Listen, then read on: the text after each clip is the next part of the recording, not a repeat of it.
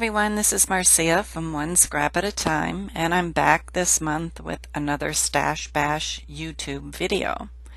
So this month, my friends and I are concentrating on using our spray mists. And so what I wanted to do is I wanted to create a background with my mist, and I wanted to use a digital cut file, but I'm using the cut file in a little bit different of a way. I'm going to be doing a lot of stitching on this one. I'm using the Dreamcatcher cut file by JustNick Studios, and it's so intricate that I was a little concerned about cutting it out with my silhouette and not having it fall apart. It would be really delicate. So I'm going to stitch it instead and do some cutting for the feathers at the bottom. So that's my plan. So I'm just using the paper packaging smoosh technique and using some ink from Heidi Swapp Color Shine. I'm using an amethyst, a raspberry, a peacock, and then I'm using a glimmer mist yellow. So once I did the smoosh technique, I wanted to add more, so I went back and I dribbled some ink splatters across the layout. So then step 2, I had cut out some of the feathers and I wanted them to be the same color as the background. So I sprayed a little bit of ink on some plastic packaging, and I'm just dabbing the paper just a little bit. I used white, and then I can get all the variety of colors in here. So I'm going back with the yellow and the raspberry and the amethyst and the peacock. It helped a little bit to spritz a little bit of water into the ink to dilute it out. And then it spread easier that way, and I still got the vibrant colors, which you'll see in the close-ups. So I originally had just cut out the feathers, but then I decided I wanted to go back and cut out more of the cut file, because my original thought was I would use some floss to attach the feathers to the top part of the Dreamcatcher, all that woven circle.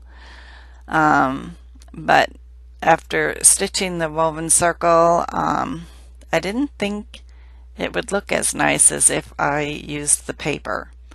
So I went back and I cut some more feathers, this time leaving more of the tail at the top of the feather to hang down from the Dreamcatcher itself.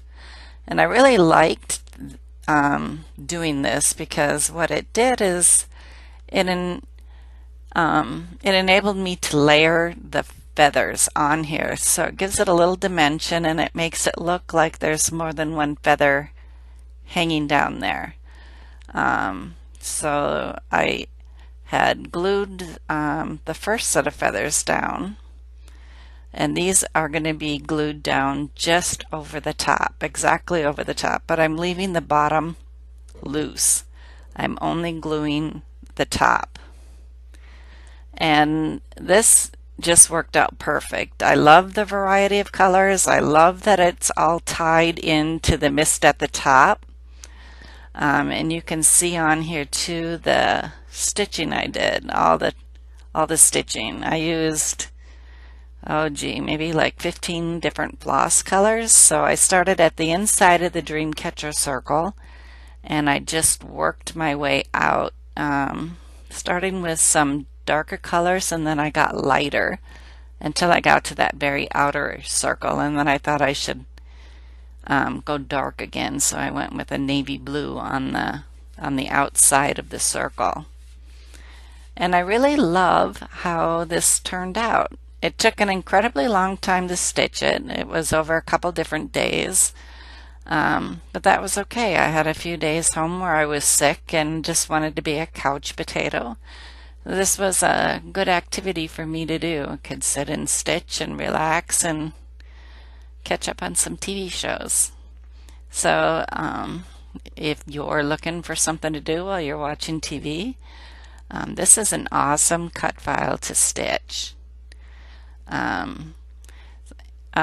You see me there with my glue bottle. It's a fine line glue bottle, and it's one that I absolutely love for detailed work, like those feathers. It works really well.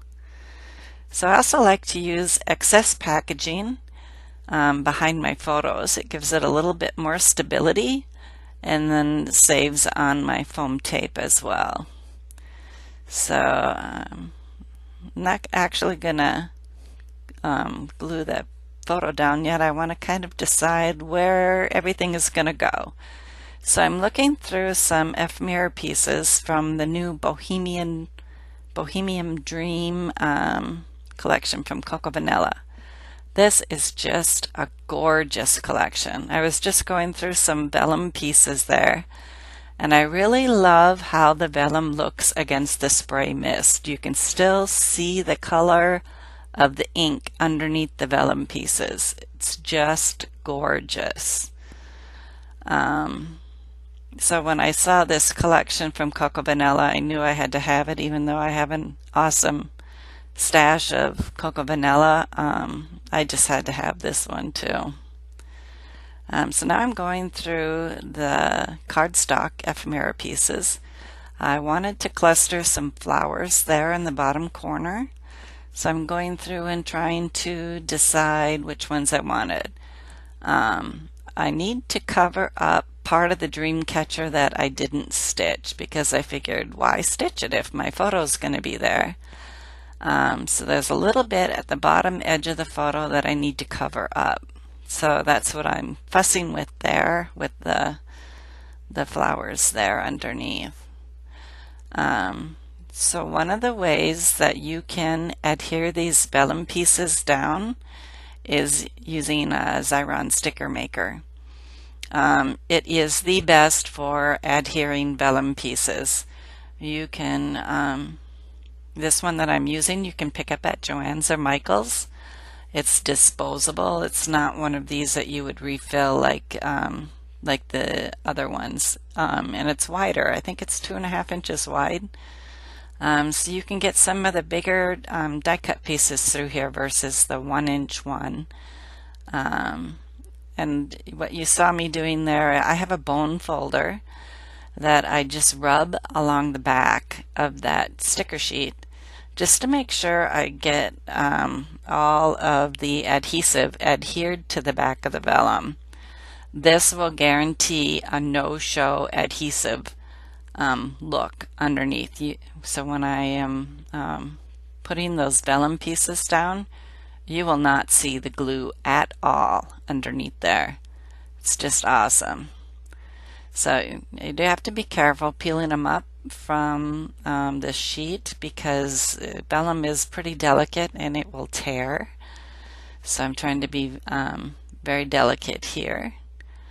And I didn't really remember where I wanted that second blue leaf set to go. So I'm putting the butterflies down because I know where I want those, and then going back and adding the vellum. And then I decided I need another flower in here to fill up this space. So once I have all of this down, I can go ahead and adhere my photo down. And then I'm going to look and see what other pieces from the Bohemian Dream collection that I can add on here. Oh, the title here is Dream Big. So the dream I had down on there before, and then I'm picking the chipboard BIG to make the title. And it just is the perfect coloring for a dream catcher and the background here. It just looks gorgeous. I thought the arrow would help emphasize the title, so I'm going to put some foam tape behind it to give it some dimension so it pops up a little bit from my background, and put that on here as well.